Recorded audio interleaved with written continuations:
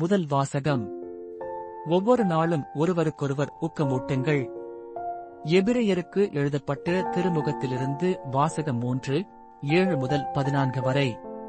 சகோதரர் சகோதரிகளே, தூய ஆவியார் கூறுவது, இன்று நீங்கள் அவரது குரலை கேட்பீர்களென்றால், பாலை நிலத்தில் சோதனை நாளன்று கிளர்ச்சியின் போது இருந்தது போல உங்கள் இதயத்தை கடினப்படுத்திக் கொள்ளாதீர்கள்.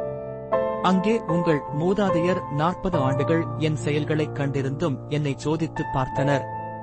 எனவே அத்தலைமுறையினர் மீது வெறுப்பு கொண்டு, எப்போதும் இவர்களது உள்ளம் தவறுகிறது, என் வழிகளை இவர்கள் அறியாதவர்கள், எனவே நான் சினமுற்று, நான் அளிக்கும் இளைப்பாற்றியின் நாட்டிற்குள் நுழையவே மாட்டார்கள் என்று ஆணையிட்டு கூறினேன் என்றார் கடவுள்.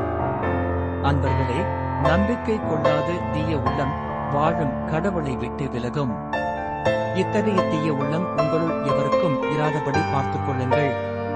உங்களுள் எவரும் பாவத்தால் ஏமாற்றப்பட்டு கடின உள்ளத்தினர் ஆகாதவாறு ஒவ்வொரு நாளும் இன்றே என எண்ணி நாள்தோறும் ஒருவருக்கொருவர் அறிவுரை கூறுங்கள். தொடக்கத்தில் நாம் கொண்டிருந்த திட நம்பிக்கையை இறுதி வரை உறுதியாக பற்றிக் கொண்டிருந்தால் நாமும் கிறிஸ்துவின் பங்காளிகளாவோம். ஆண்டவரின் அருள்வாக்கு.